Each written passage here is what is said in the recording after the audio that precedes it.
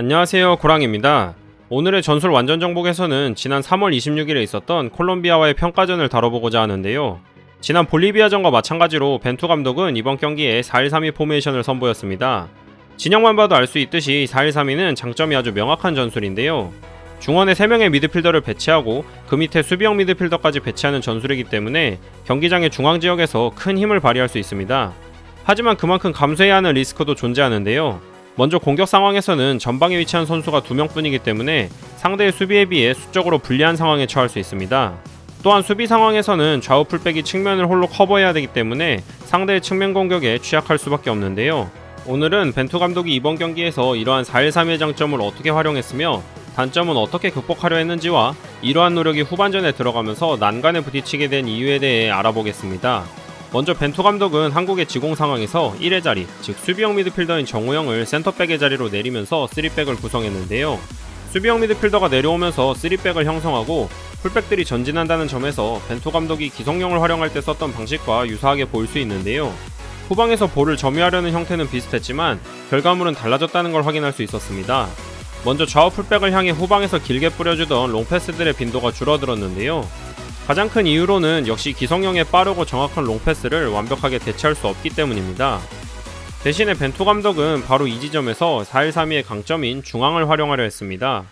후방의 3백이 볼을 돌리는 동안 중앙의 미드필더들이 밑으로 내려오고 측면의 풀백들도 지나치게 전진하기보단 조금 더 낮은 위치에서 볼을 받아주려 했는데요.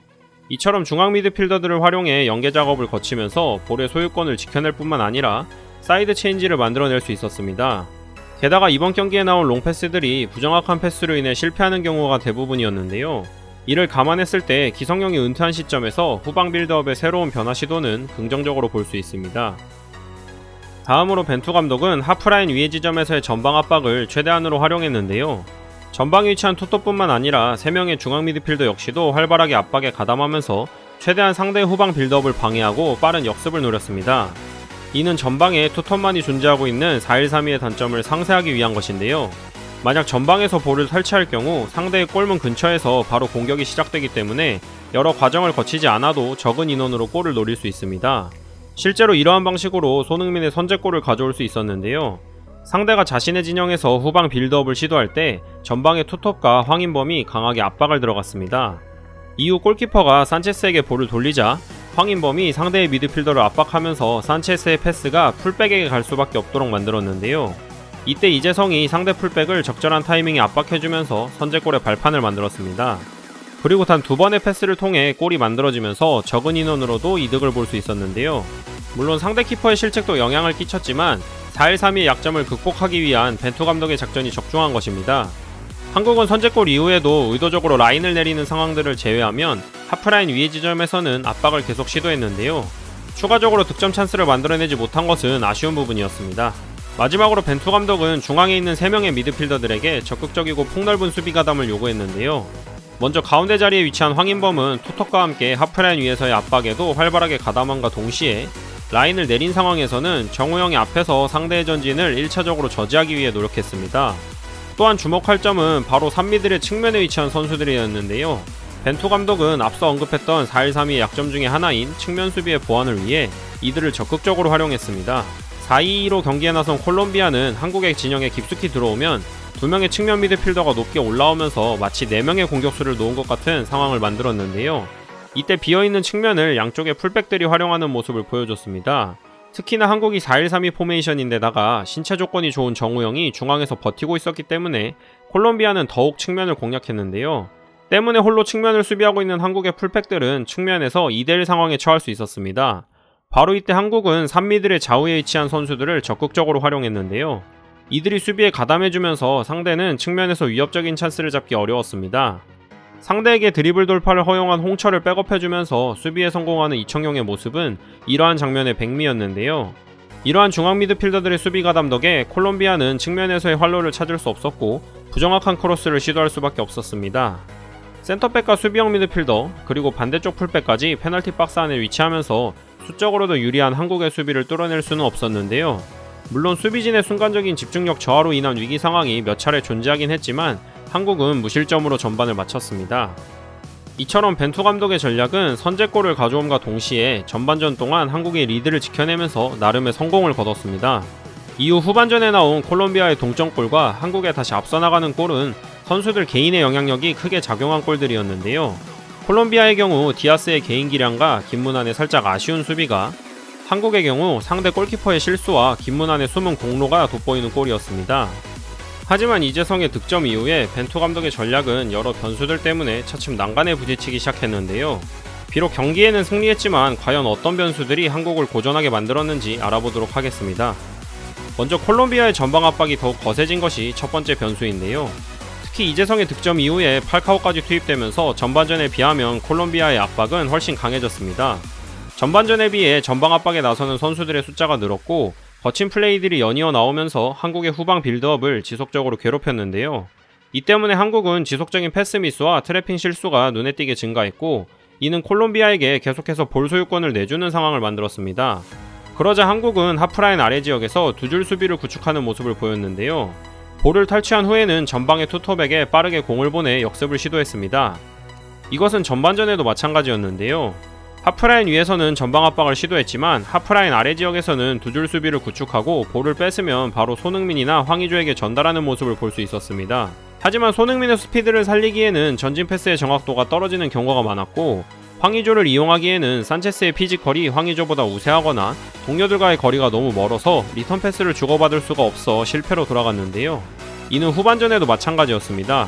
특히 후반전에는 교체 투입된 나상호가 비슷한 상황에서 번뜩 있는 모습을 몇 번 보여주었지만 역시나 수비 라인이 너무 내려가 있었기 때문에 주변에 이용할 동료가 없었고, 특히 후반을 10여 분 남겨놓은 시점에서는 황의조가 빠지고 권경원이 들어오면서 5백을 형성했기 때문에 콜롬비아의 파상 공세가 계속되었습니다. 두 번째 변수는 바로 이재성과 권창훈 간의 교체였습니다.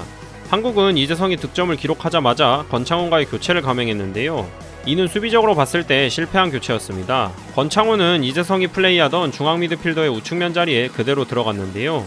앞서 언급했던 것처럼 이번 경기에서 한국의 좌우 중앙 미드필더들은 활발한 측면 수비 가담이 정말로 중요했습니다. 하지만 권창훈은 이러한 측면 수비에 있어 이재성보다 훨씬 아쉬운 모습을 보였는데요. 실제로 권창훈의 투입 이후에 후반전 내내 콜롬비아의 좌측 공격진들이 노마크인 경우가 많이 나왔습니다. 그리고 이는 김문환의 과부하로 이어질 수밖에 없었는데요. 권창훈의 측면 수비가 잘 이루어지지 않으면서 김문환은 측면에서 2대1 상황을 맞이하는 경우가 많았습니다. 그리고 후반전 내내 콜롬비아의 위협적인 장면들은 하메스의 중거리 슛을 제외하면 한국의 붕괴된 우측면에서 나왔는데요. 특히나 한국이 라인을 내리면서 거의 수비에만 치중하는 상황에서 오히려 덜 수비적인 자원의 투입은 상대에게 더 많은 기회를 내줄 수밖에 없었습니다. 특히 경기 막바지에 나왔던 조현우의 세이브 장면들 역시 모두 우측면과 연관된 장면들이었는데요. 조현우의 선방이 아니었다면 최소 무승부 혹은 역전패까지도 가능했을 정도로 한국의 우측면 수비는 크게 무너졌습니다. 물론 권창훈이 인상적인 전진 드리블 장면을 보여주긴 했지만 후반전 내내 김문환이 막아내야 했던 2대1 상황들을 생각하면 아쉬운 교체였는데요. 이것은 특히 마지막으로 소개할 변수와 맞물리면서 한국을 더 힘들게 만든 점이었습니다. 마지막 변수는 바로 하메스의 교체 투입이었습니다. 사실 한국의 축구 팬들이 이번 평가전에서 가장 기대했던 것은 바로 하메스와 팔카오의 출전이 아니었을까 싶은데요. 팔카오가 별다른 활약을 보여주지 못했던 것에 비해 하메스의 투입은 말 그대로 경기장의 분위기와 경기장의 판도를 뒤집어 놓았습니다. 앞서 언급한 것처럼 콜롬비아는 전반전에 한국의 중원을 뚫지 못했고 중안 지역에서의 공격은 사실상 포기한 채 측면에서의 공격을 시도할 수밖에 없었는데요. 하메스는 오로지 개인의 능력으로 한국의 중앙을 뚫어내는 장면들을 보여줬습니다. 특히 중거리 슛에 강점이 있는 하메스인 만큼 날카로운 슈팅들을 만들어내곤 했는데요. 발재간도 뛰어난 하메스이기 때문에 특히 체력이 떨어졌던 황인범과 정우영이 막아내기엔 더욱 힘든 상대였습니다. 만약 하메스가 0점 조절이 잘 된 날이었다면 한 골이 들어가지 않았을까 싶을 정도로 위협적인 장면들이 나왔는데요. 비록 중거리 슛이 골로 연결되지는 않았지만 이를 의식한 한국의 수비진들이 점차 가운데로 몰리기 시작하고 두 줄 수비가 무너지면서 콜롬비아의 측면 공간이 열리기 시작했습니다. 이는 앞서 언급한 권창훈의 측면 수비 가담 문제와 맞물리면서 한국의 우측면이 지속적으로 뚫리는데도 영향을 미쳤는데요. 이러한 중거리 슛 말고도 하메스의 더욱 무서웠던 능력은 따로 있었습니다. 하메스는 이번 경기에서 공격진의 이곳저곳을 돌아다녔을 뿐만 아니라 중원까지도 내려오는 등 프리롤에 가까운 움직임을 보여줬는데요. 하메스가 내려오며 플레이메이킹을 해줌으로써 콜롬비아의 공격에 숨통이 트이기 시작했습니다. 전반전에 콜롬비아의 측면 공격이 단조로웠던 이유는 한국의 활발한 측면 수비도 영향을 끼쳤지만 전체적으로 경기를 조율해줄 선수가 없었기 때문인데요. 때문에 빠른 사이드 체인지가 불가능했고 이미 한국의 수비가 자리 잡은 상황에서 부정확한 크로스들이 올라오는 경우가 많았습니다. 하지만 하메스는 수시로 중원으로 내려오면서 콜롬비아의 사이드 체인지와 볼 전개에 큰 영향력을 끼쳤고 번뜩이는 패스를 보여주는 등 단조로웠던 콜롬비아의 공격을 다채롭게 만들었는데요. 결국 추가 실점을 하지 않은 채 경기를 마치긴 했지만 한 명의 세계적인 선수가 경기에 어떤 영향력을 행사할 수 있는지를 볼 수 있었습니다. 이번 경기를 요약해보면 벤투 감독이 선택한 4-1-3-2 포메이션은 중앙 지역에서는 강점을 가질 수 있지만 공격 상황에서의 수적인 열세와 상대의 측면 공격에 취약하다는 것이 단점이었는데요. 벤투 감독은 지공 상황에서는 중앙의 미드필더들을 아래로 내림과 동시에 측면의 풀백들을 전진시키면서 중원에서의 짧은 연기 플레이를 통해 사이드 체인지를 이뤄내면서 공격을 풀어나가려 했습니다.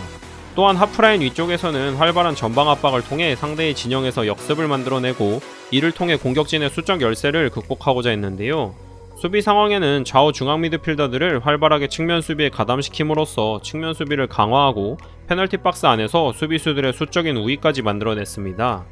하지만 이러한 벤투 감독의 전략은 어려움에 직면했는데요. 먼저 콜롬비아가 적극적으로 압박에 나서자 여러 차례 선수들의 실수가 나오며 볼 소유에 어려움을 겪었습니다. 이는 결국 하프라인 아래에서 두 줄 수비에 전념하게 되는 결과를 만들었고 이때 시도한 역습 역시 아쉬운 결과만을 낳았습니다. 또한 이재성 대신 교체로 들어온 권창훈이 측면 수비 가담에 아쉬운 모습을 보여줬는데요. 이는 우측 수비수인 김문환이 혼자 상대의 측면 공격을 막아내야 하는 상황을 초래하면서 여러 차례 한국의 위기 상황을 만들어냈습니다. 마지막으로 하메스가 투입되면서 개인의 능력으로 한국의 수비진의 균열을 발생시켰고 이는 후반전 내내 한국을 불안에 떨게 만들었습니다. 이처럼 이번 경기는 비록 콜롬비아라는 남미의 강호를 상대로 승리를 챙기긴 했지만 아쉬움도 남는 평가전이었는데요.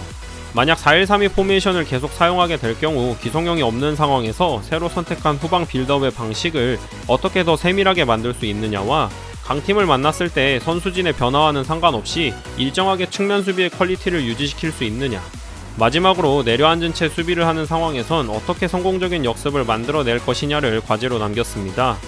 아시안컵 이후에 새롭게 세대교체와 변화가 일어나고 있는 한국 대표팀인데요. 다음 평가전에서는 더욱 발전한 모습을 기대하겠습니다.